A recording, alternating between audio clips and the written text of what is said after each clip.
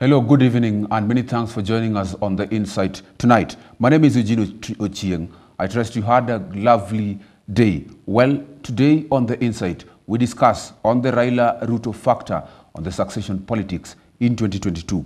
We question which way for Raila Odinga, having in mind that Raila phobia is reverberating into the mountains and Raila Amolo Odinga is unsellable in central Kenya. We also question Ruto's bottom-up economic approach. And of course, I'm happy to introduce to you my panelists this evening. We have Mr. Ken Matiba Okumu, who is a lawyer and a political analyst. We have Eric Naibei. Eric Naibei is an advocate of the High Court of Kenya, as well as a pundit. We have Honorable Gad Olima, who is the MCA Southwest Nyakach Ward. Well, you can keep the conversation flowing on our SMS line, that is 21144. You can also find us on our social media pages at GBS TV Africa, that is Instagram, Facebook, and Twitter. Well, the Deputy President William Ruto and ODM leader Raila Odinga's political clout is expected to shape the 2022 succession matrix. With solid support in their home turfs, fanatical following and national presence, the DP and Raila are well placed to be kings or kingmakers in the quest to succeed President Uhuru Kenyatta. Aggressive, focused but subdued by the power play in Jubilee that has clipped his clout, Ruto's charm is attracting leaders seeking to realign themselves politically ahead of the 2022 general election. The DP has embarked on a charm offensive to woo national leaders, even as the United Democratic Alliance Party associated with him starts massive recruitment of members to consolidate support across the country. Ruto is also making inroads in President Uhuru Kenyatta's backyard of Mount Kenya region. On the other hand, Raila has managed to keep his political star shining through surprise moves that have dumbfounded both friends and foes over the years. Thank you, gentlemen, for coming to the show tonight. Well, I have a question. Today we are talking about the Raila and Ruto factor. The former Prime Minister has a reputation of always undergoing reincarnations every other 5 years to become a presidential candidate. Well, the question tonight is, does he have the wherewithal to put NASA House in order to get the endorsement of the President Uhuru Kenyatta? If at all the President is going to drum up support for one NASA chief, as was alleged earlier. I'll start with you, Mheshimiwa. Thank you, Eugene, for having me. I want to say that 2022 election is going to be shaped by different things, not only NASA as a coalition. And from where I see it, NASA is dead, and we as the ODM team, we are making a big machine for the 2022 elections, and we are right on track. I want to say that NASA and the NASA principles are not going to work more closely as I see it now. Yes. Because the ambitions and the intakes that are there, that have been done by Jubilee, has made it not to come to work. So by the time we are going to 2022, I think we are going to build another formidable force outside NASA that's going to make a bigger move and a bite to the 2022 elections. So the allegations that the President is going to support one NASA chief, that is... Of course, the President has no choice but to support somebody. Yes. Because he's not going to be a candidate. So automatically he has to support somebody. And from the look of things, he cannot support the Deputy President. There's a very big fallout there. And therefore, he only has the NASA principles. But then that alone, and the President alone is not the indicator of who is going to win. Yes. He can even support a losing candidate as well. So we as ODM, we are planning on our own. Okay. If he supports us, well and good. If he doesn't, then we are still in the game. We're going to do it. Matiba. Yes. First of all, thank you for having me on the show. And before I answer your question, and I will do this in Kiswahili, I would like to take through fellow hustlers through the Hustlers Occurrence book. Hivi majuzi tumeona kwamba sisi kama hustlers tumekuwa tukiomba. Tumeomba, tumekesha na pia tumefunga tukitarajia kwamba Mungu atajibu maombi yetu, tupate kiongozi ambaye ako na sera na mikakati ya kupeleka hii nchi mbele. Pia Kenyans have exhausted denominations in praying and fasting.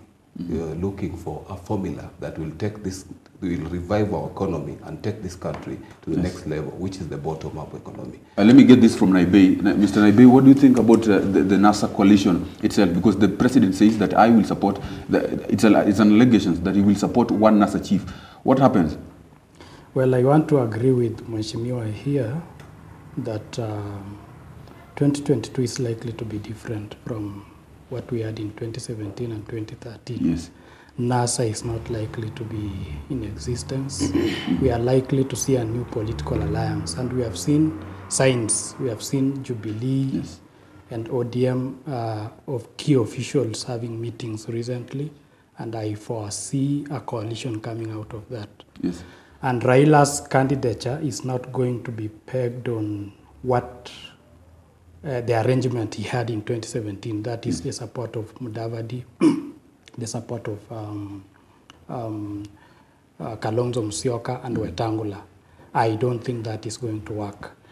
But what my thinking is, on both political divides, Ruto, you said correctly that Ruto and Raila are both kings, potential kings and kingmakers. Yes.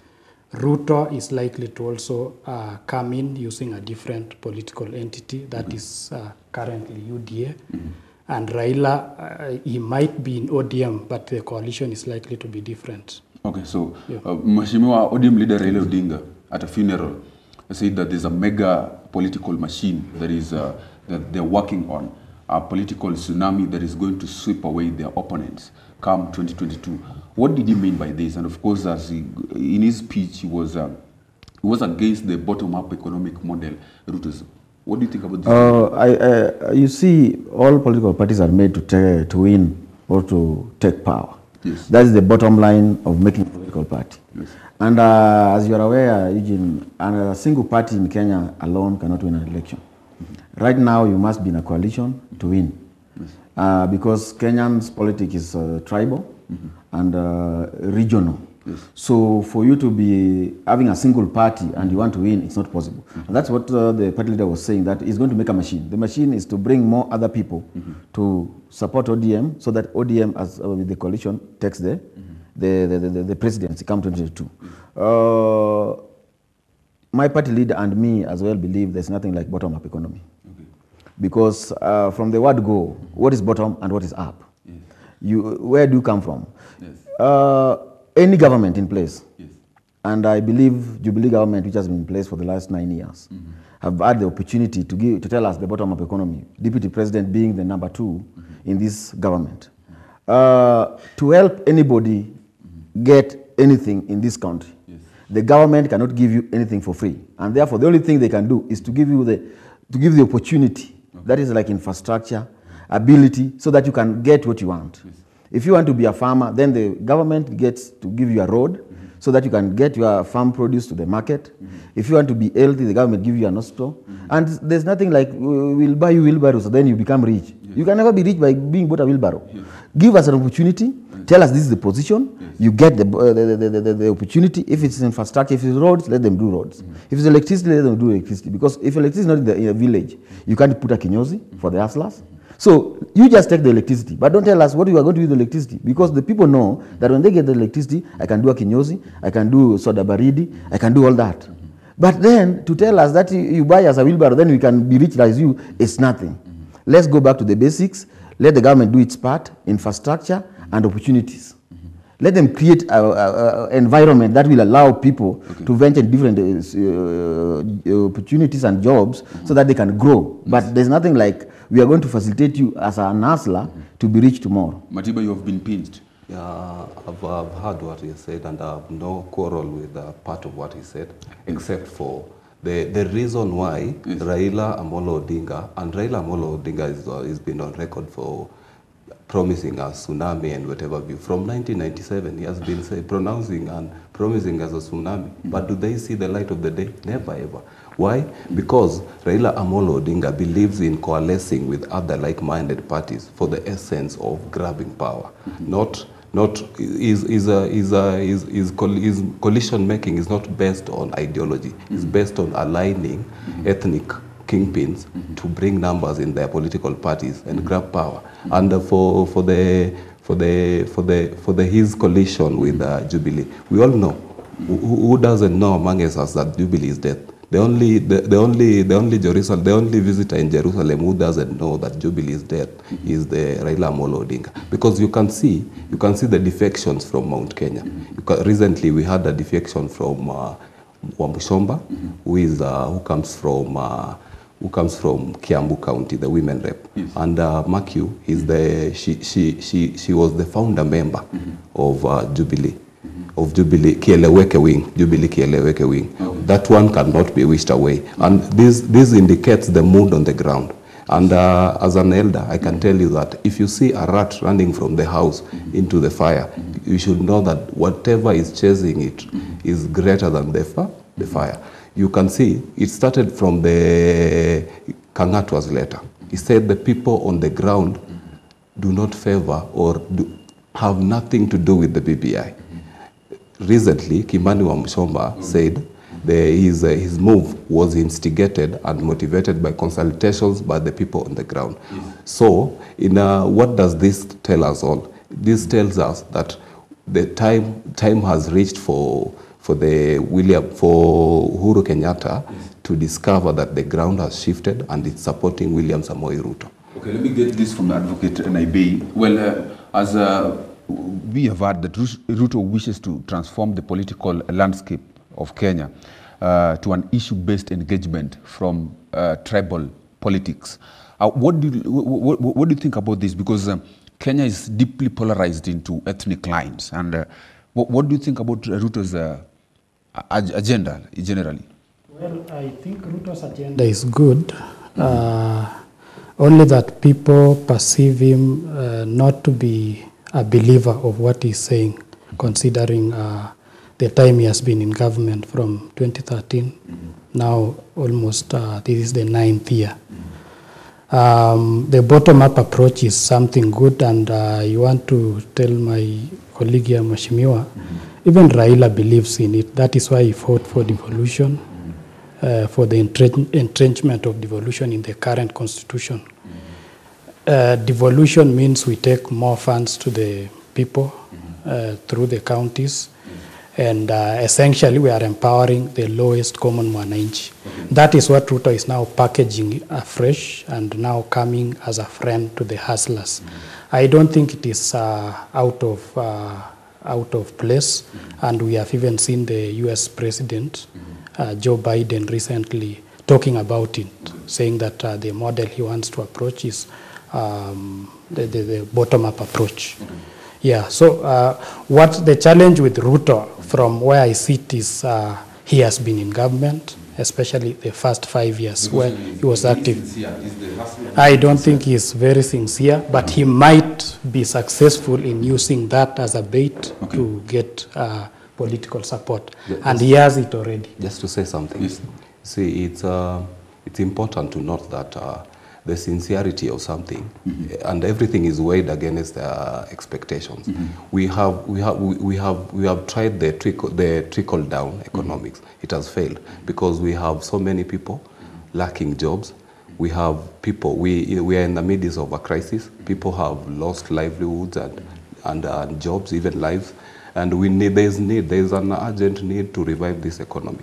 And William Samoei Ruto, from where I sit, argues that there is need to create more taxpayers in injecting money into small SMEs, in injecting money into the people who are the lowest point of the pyramid. Yes. These are the hustlers, the mamambogas, and the boda-bodas. These people should also be afforded loans or grants to carry on business or start businesses. The bottoms-up approach is centered in opening up the economy and creating opportunity zones down at the. Can I let me just say something. The question of bottom-up economy is nothing there in Ruto's policies, even one. It's just a word, a Kizungu word being put in place. Ruto has been there, and I want to tell my panelists that Ruto has never won any election nationally. Yes. And therefore, Ruto is going for this thing for the first time. We know the roots. Yes. We know where we've gone wrong. That's why you're saying the tsunami that is coming, this time round, is not going to be easier than what you think. But then that's not for this discussion. The thing I want to tell you about what Ruto is saying, bottom-up economy, there's nothing like that. Because if Ruto was supporting bottom-up economy, then he would support the BBI that is taking more resources to the ground so that the people on the ground can feel the effect and come up. He's opposing that. Ruto has been there. Let's give him a benefit of doubt for the first 5 years, 2013, 2017. He was so much in control and working close with the president. He didn't see that was important. And if he had any idea, he would have done it. He would have even initiated and told us that this is what I initiated. Now that I'm being pushed away, this is the initiative I had made when I was in government, and it changed lives here and there. Not that when you give me a full-fledged clean sheet of page, that's when I'll write you what I'm going to do. Ruto to date shares the cabinet with the president, and Ruto's people that he gave to President Uhuru Kenyatta in 2017 after election are still serving in the cabinet. You have ministers still in cabinet from Ruto's government, from Uhuru's government. Yes. They have not been fired, they have not been chased. And then Ruto cannot still use them to give us the benefits that he's saying bottom-up economy. If he was genuine, even from the few guys that he gave the president to put in the cabinet, PSS, the CSS, he would have done 1, 2 things and tell us, this is the position we are talking about. Ruto sits in the cabinet, there is only a cabinet paper, there's only policies being made in the cabinet. We have never heard of the bottom-up economy from the cabinet. There's nothing like bottom-up economy, and I want to make that very clear.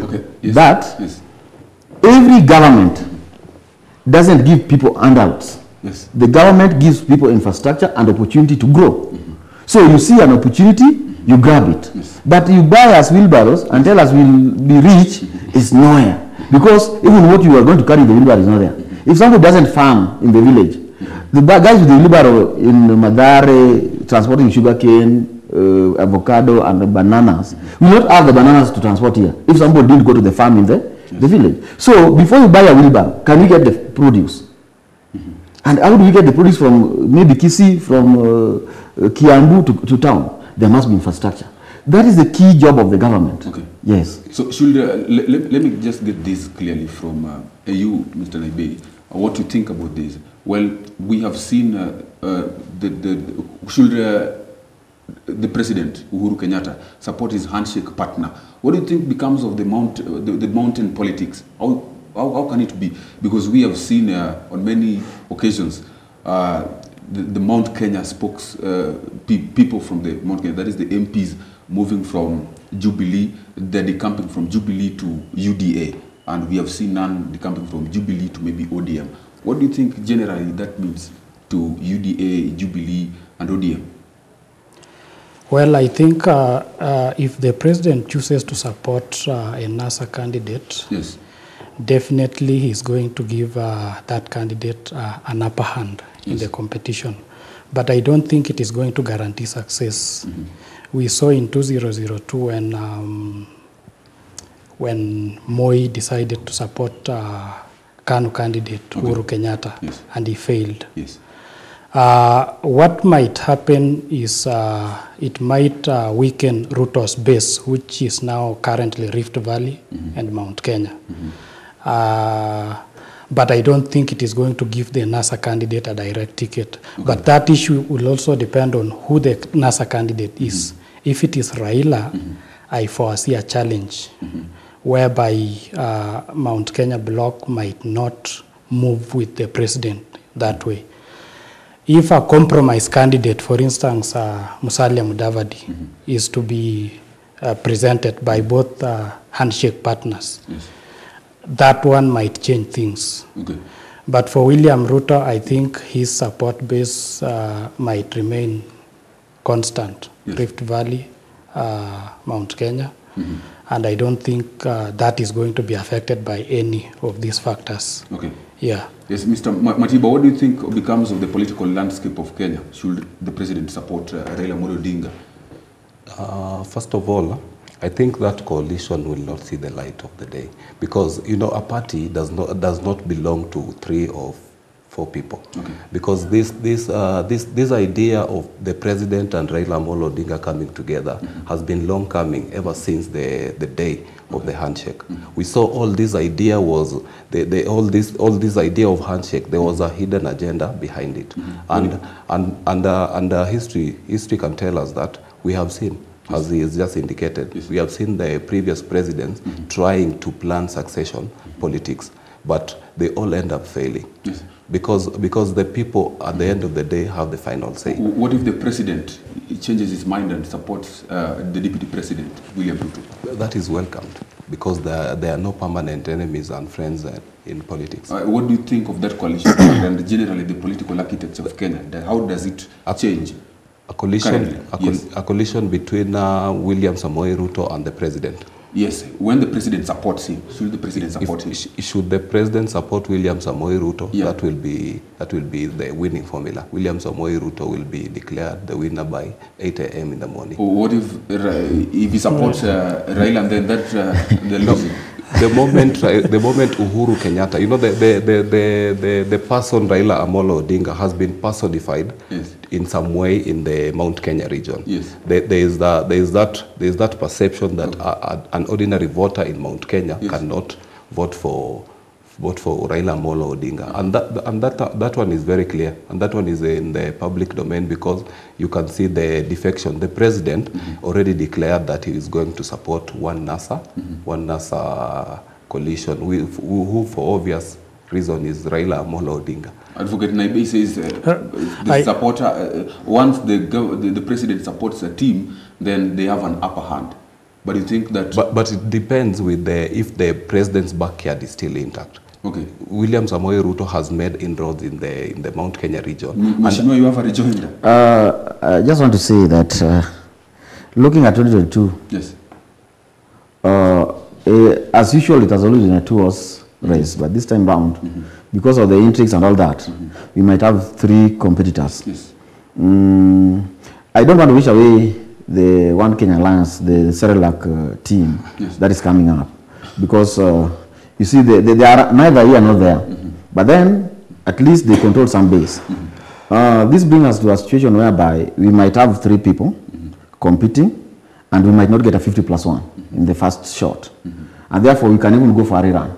If the Cerelac coalition remains intact, Raila forms his machine, and the Ruto, because Ruto has no network. Ruto is just a single man. He's just going round, but he's a single man. He has no soldiers. He has not identified them. He has not given them numbers. But Mheshimiwa, we've seen MPs move. No, you see, this first time MPs cannot give a direction. Let me tell you this. Okay. There are people we call leaders, and there are people we call kingmakers. If you go to Central like now, that's why we are saying so much of the information we are trying to do, and if anybody, any serious candidate is trying to make a team to work and win election in 2022, then Central will never give any solid vote this time round. Okay. For the first time, Central is going to be divided, even into 4 or 5.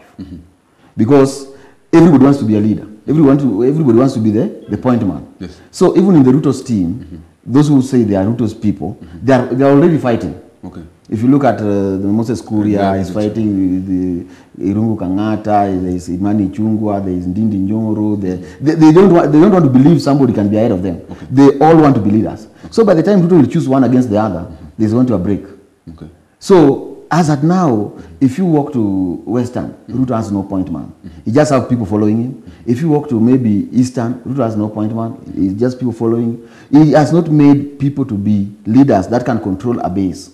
Yeah. I want to take you back a little bit. Can I yes. say something about that?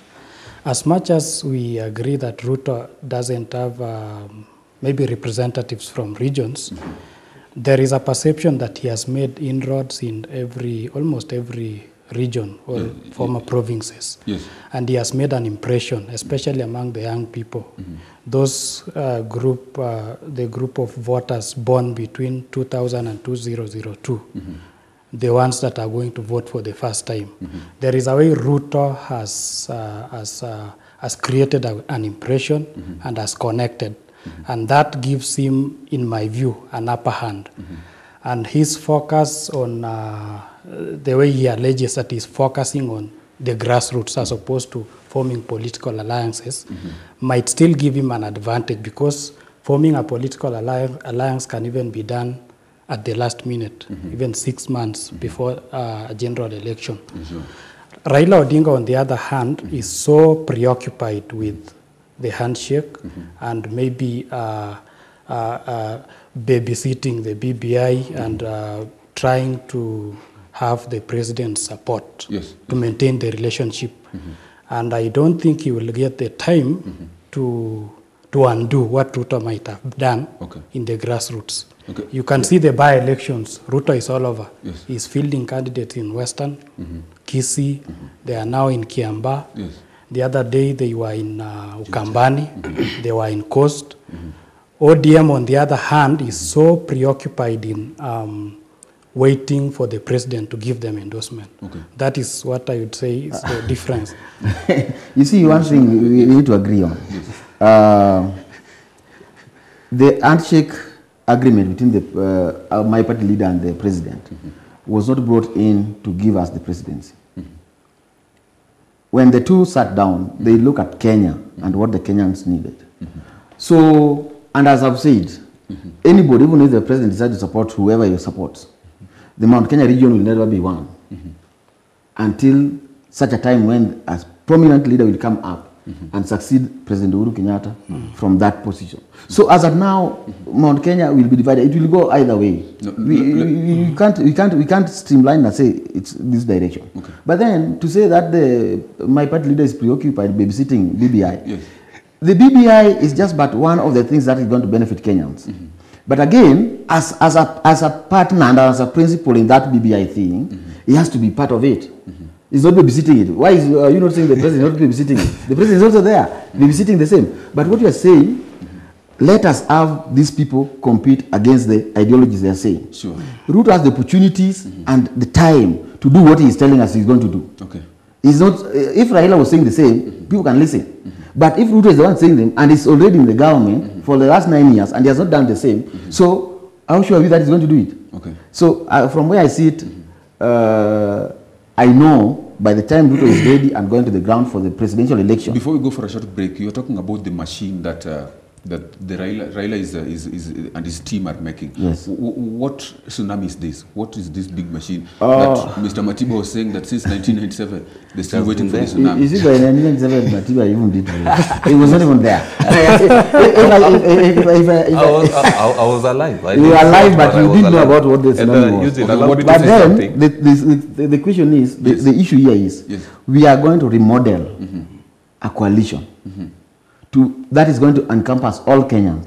Yeah, that is the machine we are developing. So that by the time we are going to the elections, all the Kenyans will feel part and parcel of the ODM and its coalition. I don't know what machine is that, but we are going to let me say something to that when we come back. We're going for a short break. We're going to give you a chance, Mr. Matiba.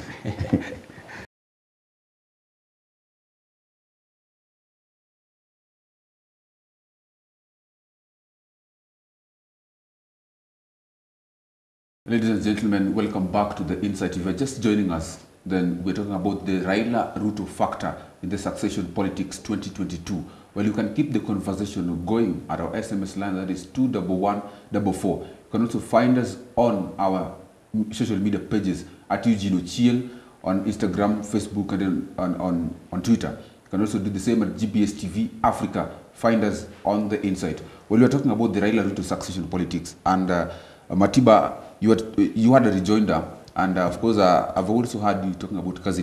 You also tell us about that. As I was reacting on what he has said, that UDA or William Samoei Ruto has never been subjected to any election. And my reaction to that, I would like to tell him that there is a first time for everything, and for him saying that that William Ruto must align with certain leaders.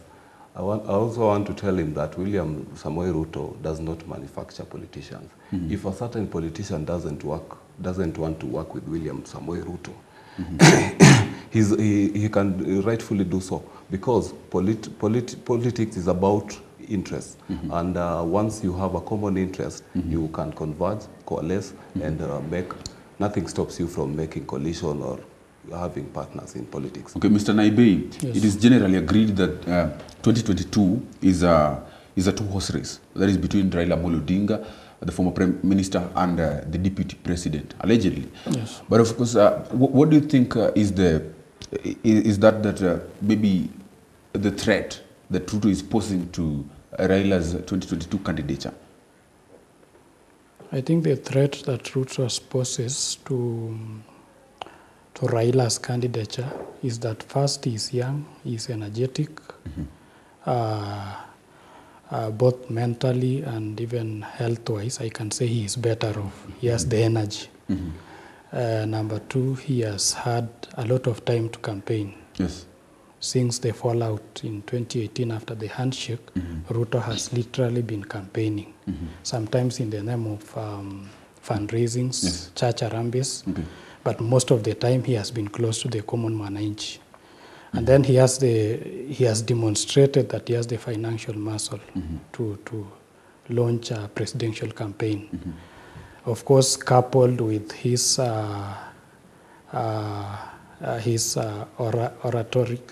oratory skills and the wit and the charm that he has.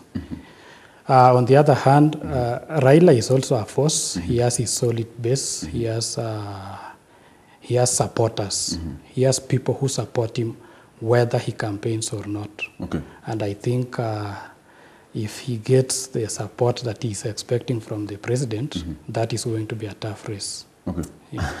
You see, we are not waiting for any support from the president. The president is a Kenyan like any other Kenyan with one vote. Yes. And he will have to vote. If he's there by 2022, he'll have to vote for a single candidate. By 2022, Yes. the president will need whoever becomes the president more than that person needs him now. And that is why he has to make a decision and a choice. Yes. Of course, the president joining anybody, any candidate, is a boost. Whether the mountain is cracked, whether anything is there, but the president, as an incumbent, supporting anybody, is a plus to that person. Okay. And I don't think we are queuing as ODM for the support. Okay. It's upon the president to look at who is the best place to move Kenya from where it is to the next level. Mr. Matimba. And that is why Yes. he has decided Yes. to bring Raila Okay. close. Because looking into the future, he has been with all these people. Yes. He has worked with these people in cabinet.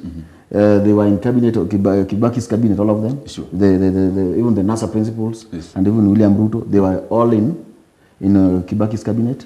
We know, and the president knows who can lead Kenya from them. But then, as a party, we've made a party, and that party is the longest strong party in Kenya as of now. Okay. That is surviving because we have ideologies and we have our people who are strong and feeling that they have to be in that party. So, by president supporting us, is by him looking at the leader that we have that can take Kenya forward. Is Ruto a threat to Raila? From where I see it, no. Because you look at Ruto, Ruto is moving so much because people want to know him. Yes. My party leader has been there from 2013. He moved the whole country. 2017 he was there. So he doesn't need 1 year for people to know that he's in the race. He doesn't need to declare 1 year to or 12 months to election so that people can know. By the time he just declares, he needs only 3 months to reactivate his bases. And Mr. Naibi just said that Ruto is young. What do you think about that? Ruto is young in mind, in health, and every other thing. Okay, Ruto is young in age. Yes. But if you look at these ideologies, he's old in ideologies. That's what I can say. Because for Ruto, having been a minister in Kenya, Yes. Ruto was a minister when I was in class 3, something in 1980 something. When he joined, he was the assistant minister of Home Affairs, Yes. 1980 something. Yes. And Ruto has never seen the bottom of economy. 30 years down the line, he's seeing it today. When he's a deputy president, that's when he sees it. So he's young in age, Yes. but ideologies are old. And my party leader is old in age, but with young ideologies that can move Kenya forward. Can I say something? Matiba Ken, as you are answering and giving a rejoinder, maybe you'll also tell us, is Raila a threat to Ruto? Of course, okay, I'll do that. I would like to comment on what you said, yes. that Raila has constant support. You need to factor in the fact of voter fatigue. There are people who have been voting for Raila Amolo Odinga from 1997 without getting results. You know, in Luyaland, yes. When you have a cow and maybe you don't have grazing land, you can give it to your relative to graze it for you.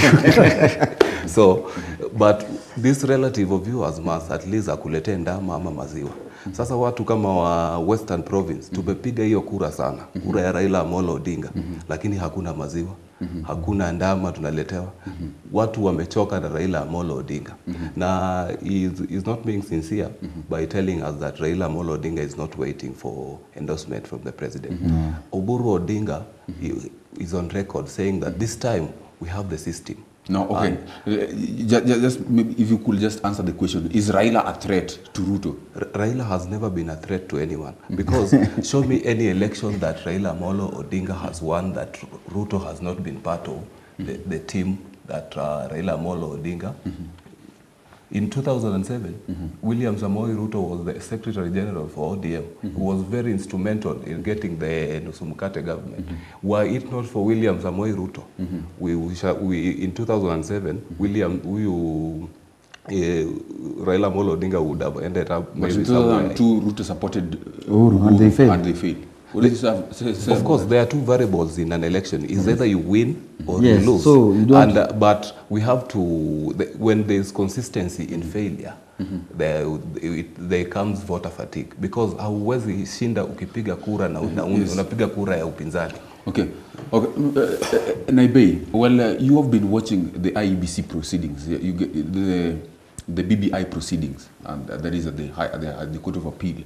What are your convictions, bearing that there also BBI is going to be a factor in the 2022 succession politics? Well, before I answer that, let me say concerning Raila's, what we think that he expects support from the president. Yes. It is not the first time. In 2002, yes, Raila dissolved his party NDP, yes, and merged with KANU, yes, with the sole expectation of being supported by Moi. Yes, yes. That was 92. He went in 2002. No? He joined KANU, and they formed what they call that new. Should be around 1997, yes, after the elections. Yes. Oh yeah, he joined KANU, yes, but later on, yes, he merged his political party with KANU to formalize the new KANU, the coalition. Yes, the new KANU. Yes. Yes, and the expectation was one, to be endorsed by Moi. Okay.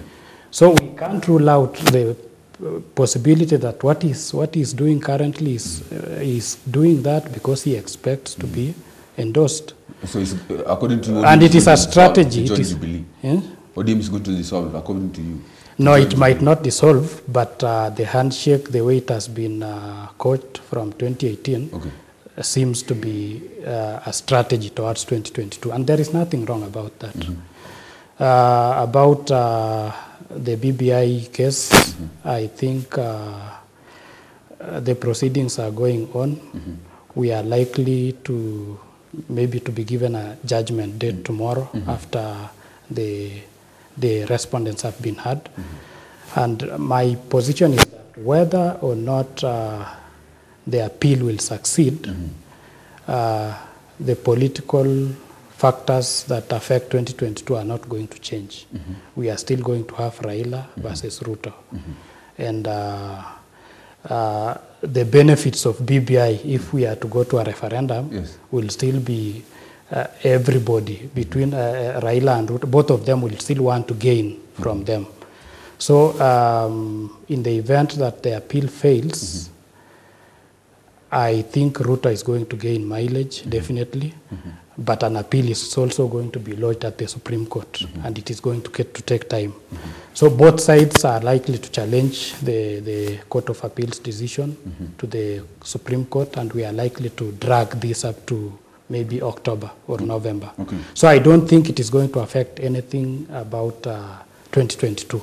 Yeah. In your own estimations, do you think that the BBI promoters have got a strong point of appeal at the Court of In Appeal? my estimation, I would say both sides have 50-50 chances. Okay. Yeah, and I can't predict with conviction that the appeal is going to fail.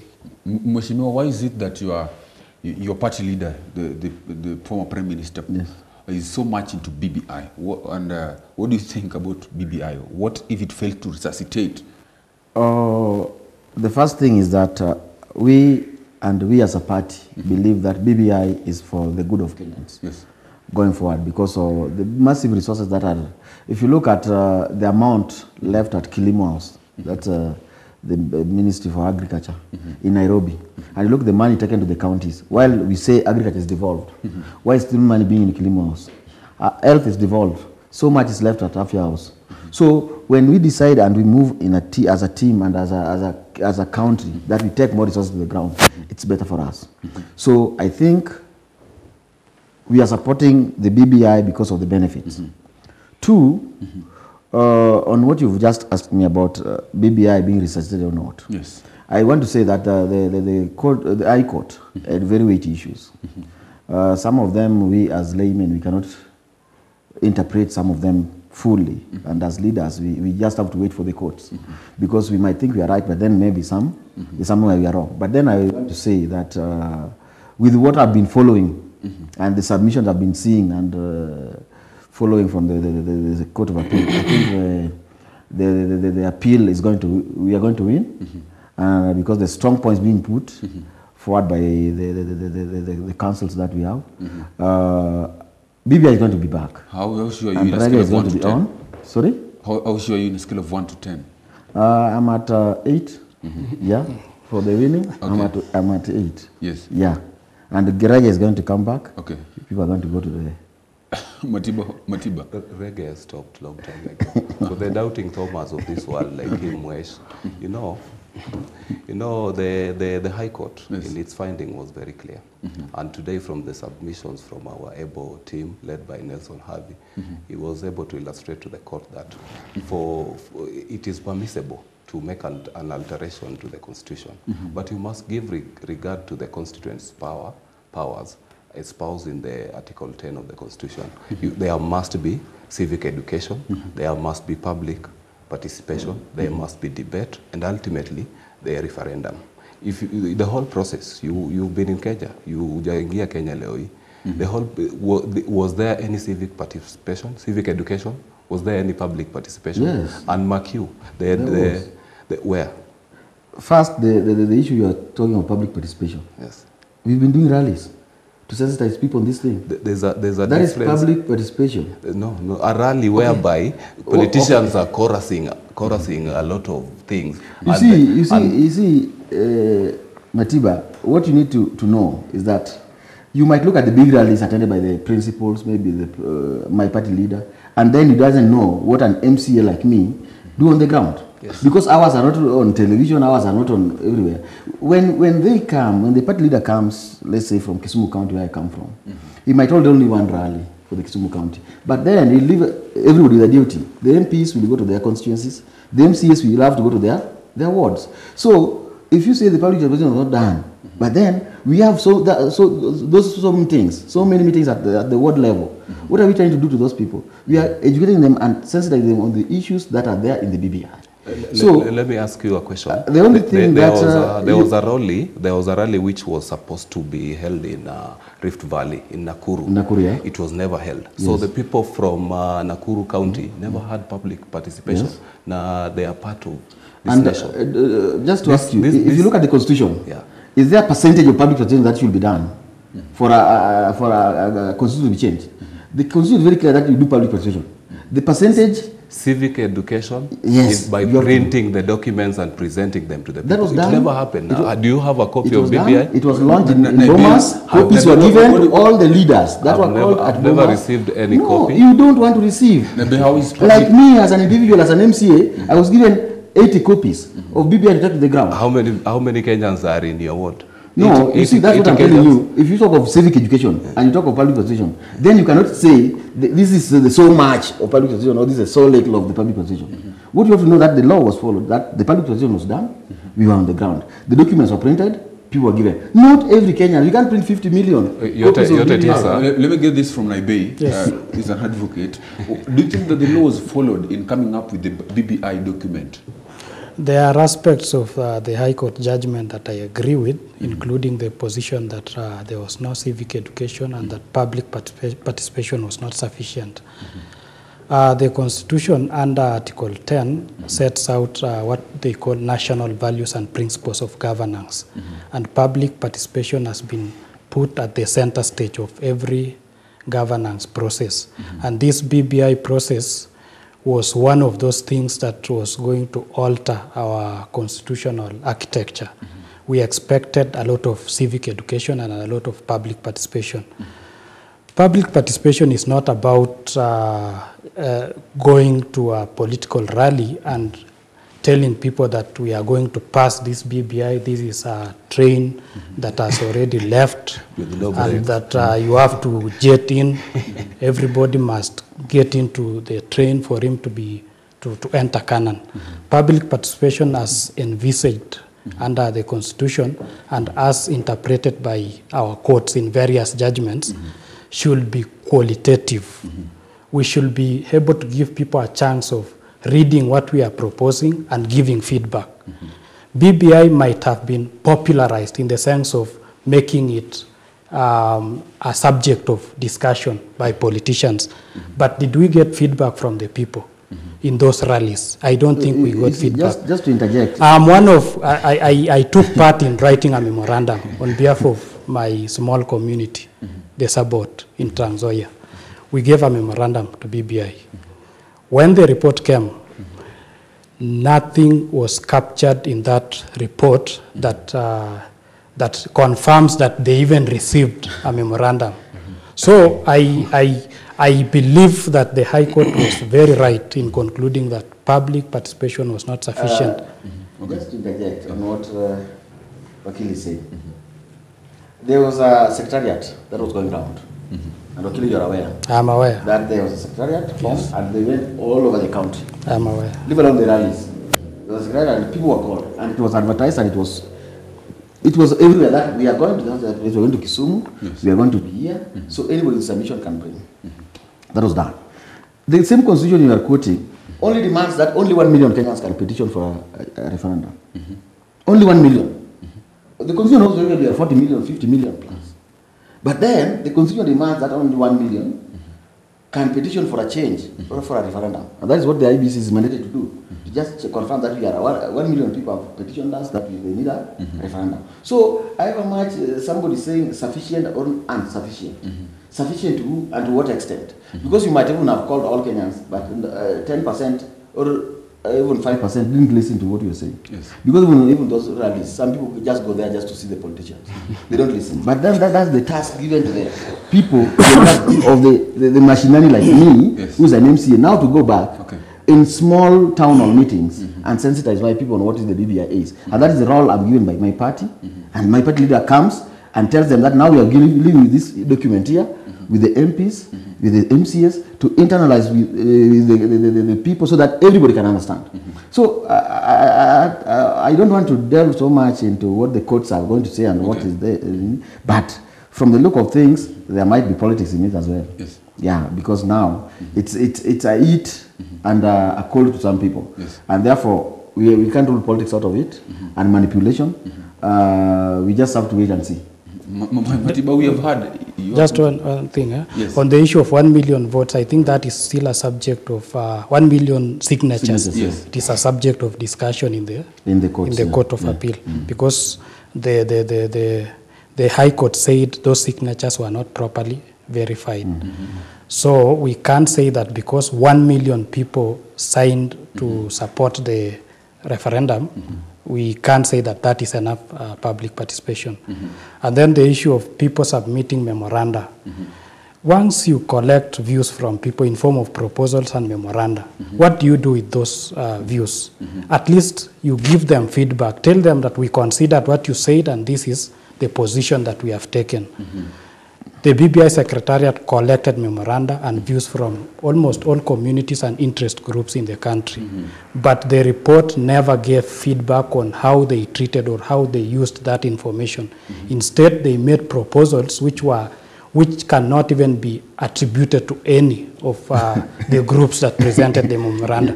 For instance, who proposed that we want a prime minister's position? We did. Who did? We as a party did that. As a party. As a party. That is a party. No. That is an exception. And you see, one thing we have to agree, Eugene, that one, if what the Wakil is saying was to be done in Kenya, then we would have not changed our constitution in 2010. Yes.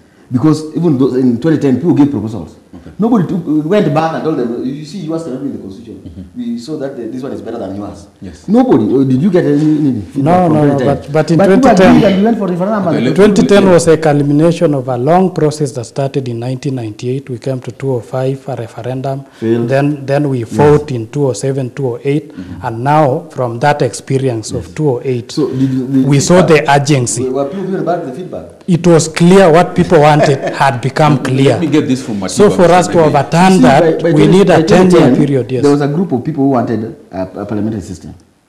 There are those who wanted a presidential system. Yes. Is that not true? Yes. Did they go back and tell the people those who wanted a parliamentary system that it's not, we are better off with this or this? Did they come back? And I'd love to hear from Wakili Matiba. Wakili Matiba actually is on record saying that no BBI, no elections. What do you make of this? Should the BBI fail to resuscitate as you and your party leader want it?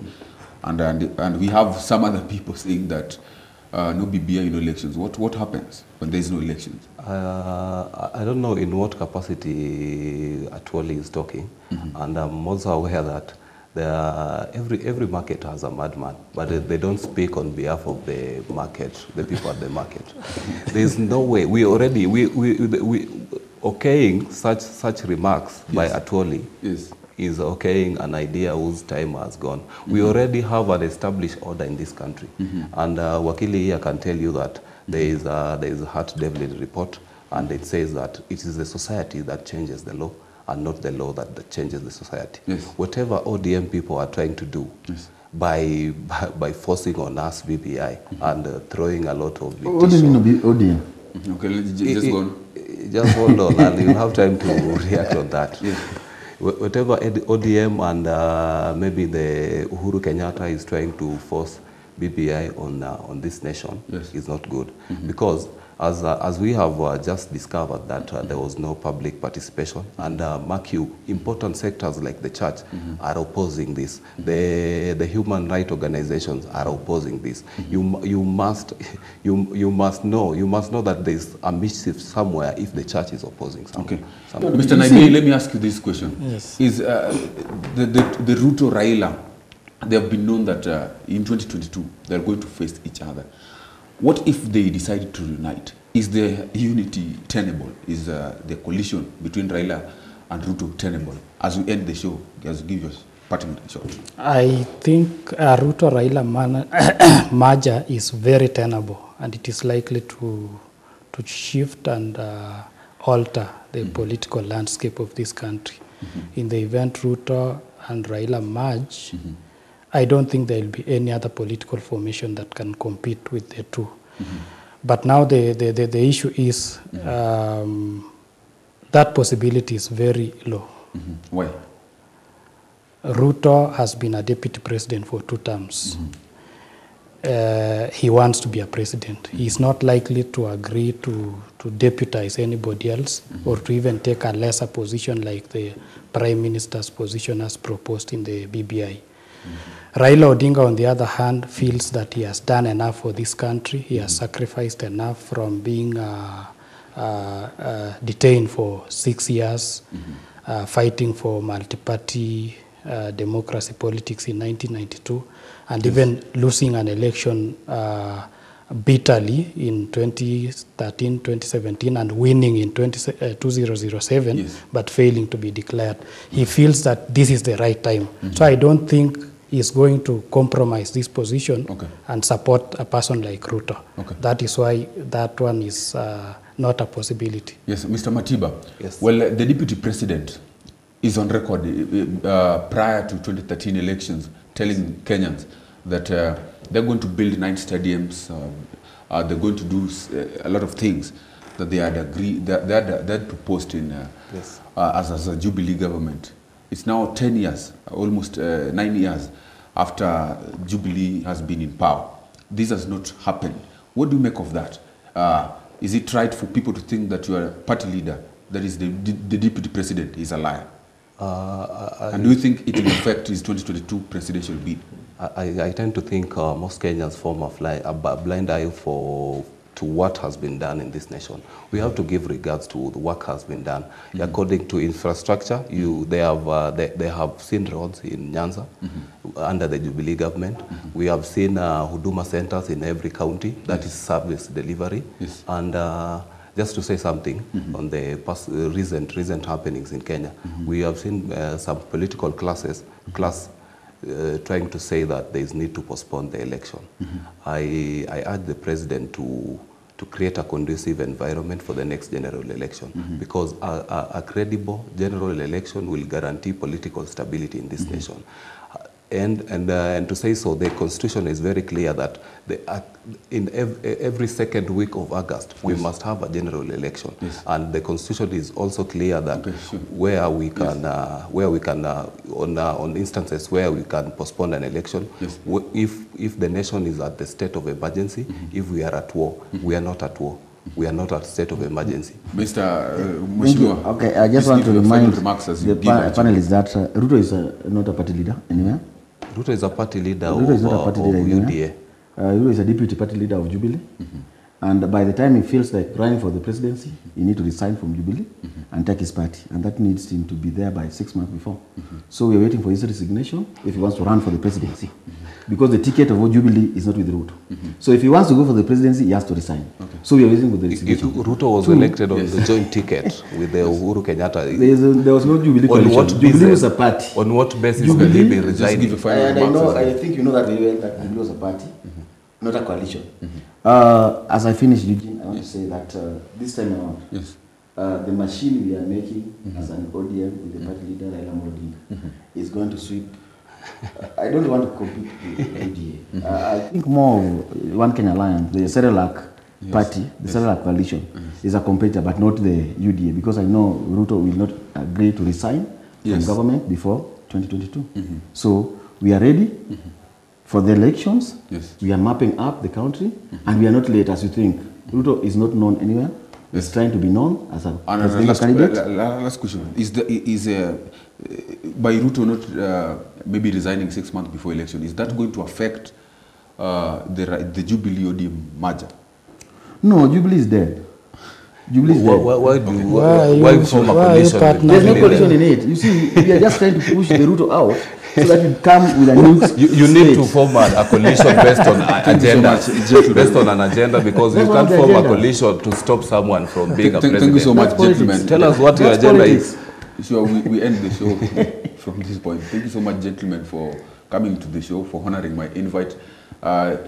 Ladies and gentlemen at home, you know very well that when it is Friday 8 p.m., every Friday 8 p.m., then we have the Insight, where we delve into political issues and give you the breadth of everything. We break it brick by brick. It is me, Eugene Ochieng, and this has been the Insight. Have a good night.